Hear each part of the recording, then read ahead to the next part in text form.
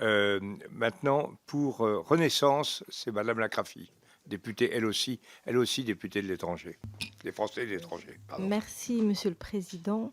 Merci Madame la Présidente Directrice Générale. Tout d'abord, je souhaiterais, avec, comme mes collègues, vous féliciter pour votre nouveau mandat à la tête de ce beau média de résistance et de résilience démocratique qu'est France Média Monde, dont le rôle est essentiel pour l'action audiovisuelle de la France, extérieure et intérieure d'ailleurs, comme le rappelle mon collègue Petit, de la lutte contre l'infox, donc la désinformation, et pour la francophonie. Une tâche difficile à l'heure où la communication, la propagande et les narratifs alternatifs prennent le relais sur le journalisme, l'information, et notamment en Afrique. Et ce n'est pas un hasard, évidemment, si moi aussi je parle d'Afrique, et plus particulièrement du Sahel que vous avez cité également. En effet, les difficultés pour les journalistes à y travailler sont de plus en plus grandes. On a beaucoup parlé cette semaine et aujourd'hui d'ailleurs de l'expulsion des correspondants du Monde et de Libération du Burkina Faso, mais aussi de l'arrêt de la diffusion de RFI et France 24 plus récemment. Et c'est également le cas au Mali et tout le monde l'a rappelé aujourd'hui. Malheureusement, les pressions sur ces journalistes qui ne composent pas avec le pouvoir sont de plus en plus importantes et s'ajoutent aux difficultés posées à la liberté de l'information par les groupes djihadistes, par l'arrivée de la milice Wagner que vous avez citée aussi dans la région, ou encore par la désinformation menée à l'égard contre France 24 et RFI, surtout par une chaîne qu'on connaît tous malheureusement, RT. Songeons aussi à Olivier Dubois, resté trop longtemps en captivité du fait de son métier. La situation est tellement critique que Reporters sans frontières souligne dans son dernier rapport que vous avez cité, le dernier rapport paru lundi, que la bande sahélienne menace de devenir la plus grande zone de non-information en Afrique. France Média Monde est aussi, avec sa filiale CFI, engagée dans la région dans plusieurs projets originaux tels que Média Sahel ou Afrique Kibarou, qui sont soutenus par l'AFD. Ces projets proposent notamment une offre éditoriale en langue locale s'appuyant sur l'ancrage des RFI, de même qui lutte contre la désinformation ou propose de la formation aux jeunes journalistes locaux.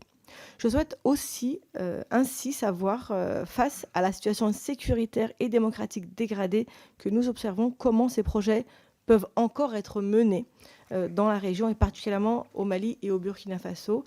Et par ailleurs, la semaine dernière, lors de notre visite à votre siège, et je vous en remercie également, avec notre commission, vous avez évoqué des engagements financiers de l'AFD auprès de France Média Monde qui ne seraient pas garantis dans la durée.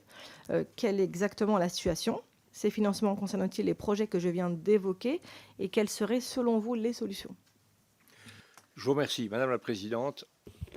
Je vous remercie d'avoir parlé d'Olivier Dubois. Je m'en veux d'avoir oublié sa libération et aussi le fait que pendant toute sa captivité, nous avons, à RFI, on l'a salué chaque semaine et on faisait venir sa famille une fois par mois, le 8. Et j'ai été très touchée quand il a été libéré qu'ils le disent, qu'ils disent qu'il attendait et qu'il se réveillait à 4 heures du matin pour être sûr de ne pas rater le message de RFI. Je me suis dit que donc l'onde courte, notre stratégie de diffusion a été pertinente et que vraiment, là, on s'est senti très utile. Ça faisait du bien. Bon, donc ça, c'était. Merci de l'avoir rappelé. Oui, donc on est face à une propagande, à une déstabilisation des journalistes professionnels, notamment des journalistes locaux, qui n'ont pas la chance d'avoir un média qui peut les soutenir ou les accueillir ou les protéger. Donc c'est pour ça que je pense qu'il faut que ça devienne un sujet africain, pas seulement. Il faut que les instances africaines, les institutions africaines s'en saisissent et qu'on soit aux côtés des gens pour les former, les accueillir, lutter contre les infox, et que les programmes qu'on fait avec CFI, en effet, notre filiale, Canal France International, avec Média Sahel et Afrique Ibarou, on est avec eux. Ils doivent être poursuivis. J'espère que l'AFD continuera, mais comme je disais, c'est des projets à durée déterminée qui ont une très longue instruction, et c'est normal, ça fonctionne comme une grande banque. Donc il y a une très longue instruction, une durée déterminée et des évaluations, un cadre de redevabilité très très lourd. Ça me semble donc décalé par rapport à nos modes de fonctionnement qui doivent s'inscrire dans le temps et être très réactifs.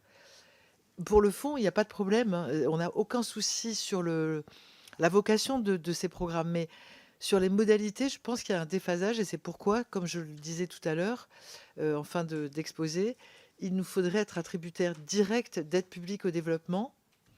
Et je citais l'ordre de grandeur de 22 millions d'euros qui correspond aux dépenses qui sont considérées comme de l'aide publique au développement par la direction du Trésor et l'OCDE et qui ne sont pas financées par de l'aide publique au développement directement. Il me semble que ça faciliterait les rapports. Ça n'entraînerait en rien une remise en cause de notre indépendance. On a bien compris. Voilà, non, mais je répondais. Vous avez raison. Faut mieux Voilà. les choses. Et ce que je disais sur la facilité ou pas de poursuivre ces programmes qui sont au Mali ou au Burkina, en fait, il y a plusieurs vecteurs.